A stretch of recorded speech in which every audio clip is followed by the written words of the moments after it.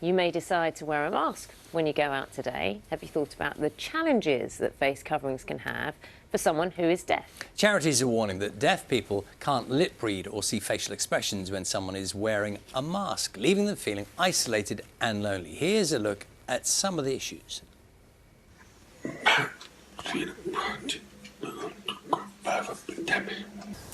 We totally accept when masks need to be on. Finding people wearing masks, I felt each person have a blank face.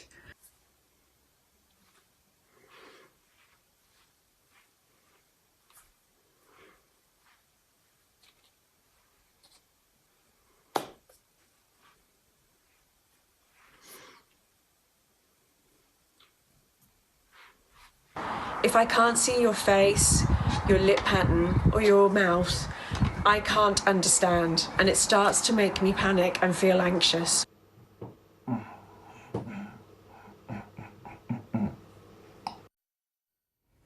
OK, so that should give you an idea. Perhaps it's something you never even thought about. One of the questions is, how do you make sure that everyone is able to communicate while wearing masks? Well, we can talk to Philip Gerrard, who is the Chief Executive of the charity Deaf Action Scotland. And next to him you can see sign language interpreter Ivonne. And what I will say is that we're going to keep the shot on both of them so that everyone can see, because Ivonne will be translating what I'm saying and then obviously giving the answers that Philip will give as well. I should also say that on the news channel, this whole interview will be signed as well. Philip, good morning to you. Tell us some of the issues you have encountered when it comes to face coverings and amid this outbreak.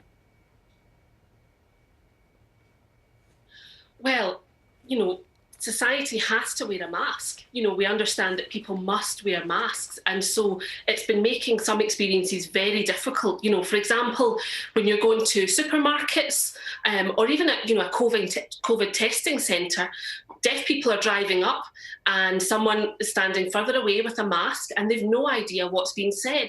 And so people who would normally rely on lip reading and facial expressions, communication is key for deaf people. And so when they can't see that, the masks really block what people are saying. It might be that they're saying, please turn off your engine and wait, you know, important information.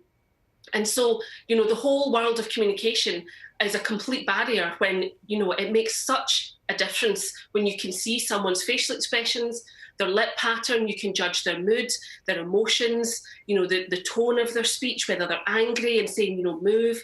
And all of that disappears when you put a mask on someone's face. So it's a huge challenge.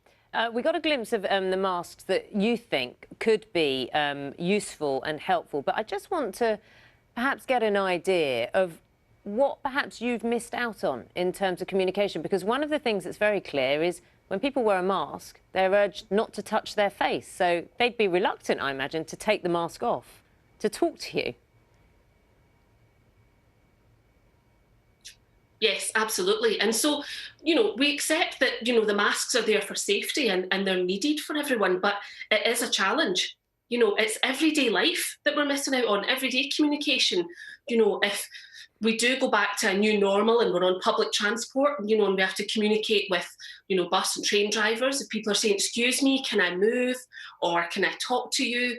You know, when you're out buying shopping, even just everyday, daily tasks, you know, this really is an everyday issue for every form of communication, and all of that will be missing, you know, and so deaf people feel completely isolated, and it does add to their anxiety. It certainly creates a lot of issues. Now, we did see a picture of these masks, and I will describe them so that people who are hard of hearing or have hearing issues can keep an eye on Ivonne. They are a mask, and then there is a clear part of the mask in the centre, so you can see the lips and tongue and movement. You've seen a prototype of this. How does it work? They've been sent to you, various masks have been sent to you. How do they work? How much more beneficial will they be? Yes, so we've been working with different prototypes to look at how something could be created that everybody in society could use, because it would benefit lots of people. And so, you know, things we've been trying to work out is when a deaf person puts that on, they may have glasses or hearing aids, and they want a mask that's comfortable. So something that they can still have elastic with, and it's more useful for their hearing aids. May I interrupt? Can I ask you to... I know you have one. I'm sorry to interrupt. I know you have one. Could you show us, while you're telling us about the advantages of it? Yeah, so I've been given a few prototypes that I've been working with, and, you know, we're still in consultation with the company. So this one here, for example, it's very flat. And as you can see, that would fit over the mouth, giving clear sight of the lips, with elastic for the ears. Or there's another type here that's more of a box. And it's, you know, it's a little bit more protruding at the front compared to the other one. So there's slight differences between those masks. I think what's really helpful with these type of ones is that as long as you've got the clear part, but that needs to be as big as possible, you know, that transparent area, because it gives as much of the facial expression and the lip pattern as it can, you know. So if that could be even bigger, all the better. And, you know, it could, there's a lot of colour there, that's not as helpful. And so what we're doing is working with the company to get the best option that we can. You know, we've already tested this with some of our clients, and we've been, you know, working with the smaller clear masks, but even the small ones have a benefit for them. While this is in development, and obviously the advantages are clear, can you give any advice to people who haven't thought about the deaf community, those who are hard of hearing, how they can help behave, I don't want to say better, but behave differently, more consciously? I think it's just being mindful that that person could be hard of hearing.